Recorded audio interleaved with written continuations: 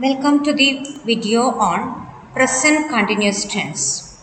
The second type in under present category. Main category present we have for different varieties, different subdivisions. Under that, this is the second type of present tense, present continuous tense. So with the every tense we have to know only mainly three main details. Already told it. It's first it is about the helping verb. Then about the usage, then about the main verb form. Here we will see the helping verbs. This tense has got three different helping verbs: am, is, are.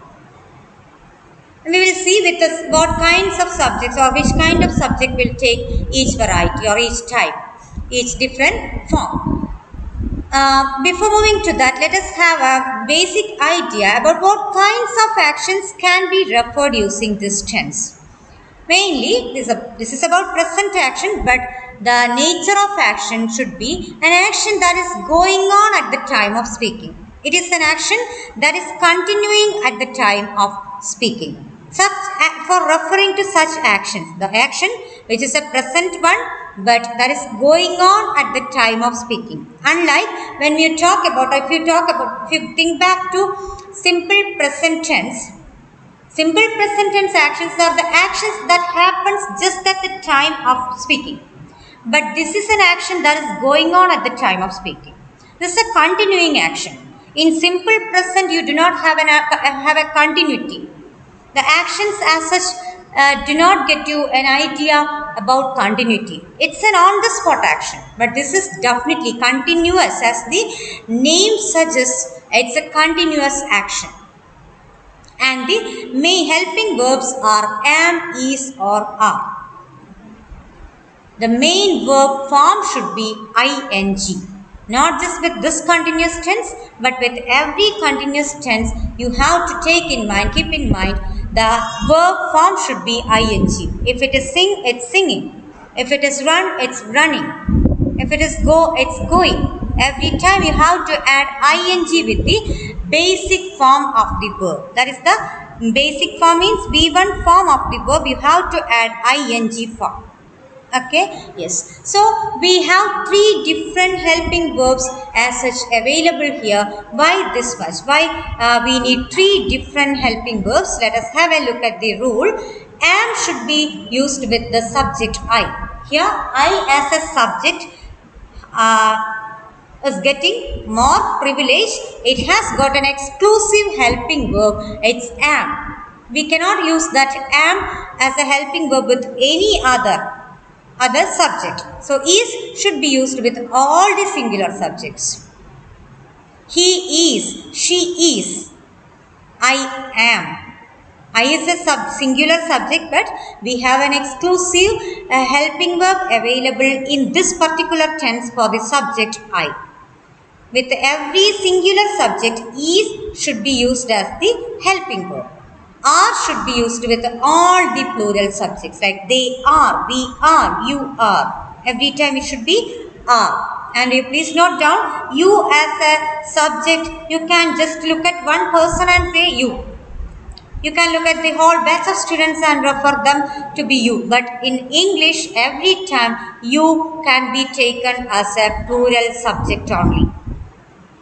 The helping verbs matching with that or any other construction, every time you should be, as a subject should be taken as a plural one. Okay, so there are should be used with all the plural subjects. Now let us have a look at the construction of the sentences. The actions are ongoing actions. She is singing a song. She is singing. Sing plus ing. The verb plus ing.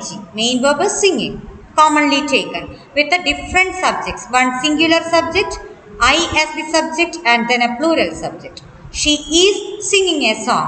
Whatever it may be. Whether with an object or not, we have to look at the construction using the main verb and helping verb at the basic level. The first we are building the base on these topics. So she is singing. She is singing a song, whatever. She is. It is she as the singular subject and is as the helping verb because it's singular. and every time main verb format should be ing. You have to add ing with the V1 form of the verb. Then I am singing a song. They are singing a song. They as the plural subject, so are is the basic or the apt helping verb in that case. Now construct different types of sentences. She is eating an apple is an affirmative sentence. We have to ask question in the same sentence. Sometimes we have to ask questions communicating such an idea. Is she eating an apple? To ask about the continuity of the action, or you are talking about an affirmative thing like she is eating an apple. So you have to ask question. Sometimes maybe for confirmation, sometimes as a questioning purpose, for the questioning purpose itself. Is she eating an apple? So you are keeping the helping verb in the beginning and you are constructing the sentence. Is she eating an apple? You can deny the statement like she is not eating an apple. So isn't is the short form. Is not eating an apple. Then now look at the sentence I am eating an apple. The question looks like am I eating an apple? You don't want to deny the statement. You do want to deny the affirmation. I am not eating an apple. No, I am not eating an apple. But when you need very careful note on this, that is aren't I eating an apple. You cannot add am plus not. Actually I always take the I as a subject, takes am as the helping verb, but when you form the short form or in written way you can use the written format to be am plus not. It's not amn't but aren't. Amn't is not an acceptable form. Please note it down. Is plus not is isn't. Isn't and t and apostrophe t.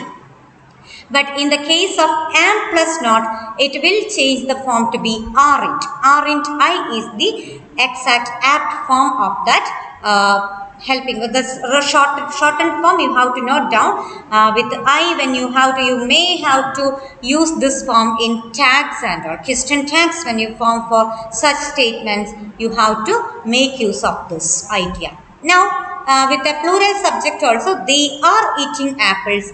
Yeah, the question looks like are they eating apples? They are not eating apples. You want to deny that continuity of the action. You want to say that no, it's not happening. They are not eating apples. Aren't they eating apples? It's about a confirmation. Aren't they eating apples? So in both ways you can ask questions. Are they eating apples? It's a simple question. The other one is almost like an emphasis is needed. Aren't they eating apples? In any case, you don't have the form amn't, am, even if it is I as the subject, you have to I am not. You can write it directly. But when you shorten the form, it should be aren't. So that's all with this tense. So we see now you have the idea. It's about knowing the helping verbs, then the verb form and the usage. What kind of action can be referred using a particular tense. Then forming the basic sentences. Most preferably it should be the affirmative sentences, so that we can have the idea about negative sentences, interrogative sentences later.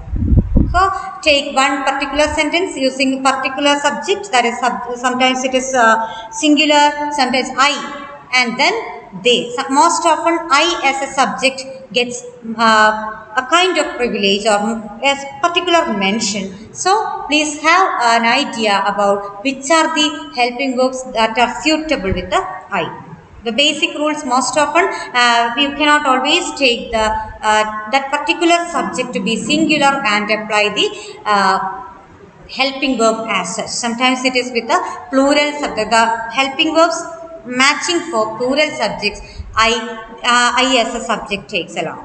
Okay, so that's all with this particular tense. Present continuous, the actions that are continuing in the present. It's a present action but with the nature of continuity. That's all with it. Thank you.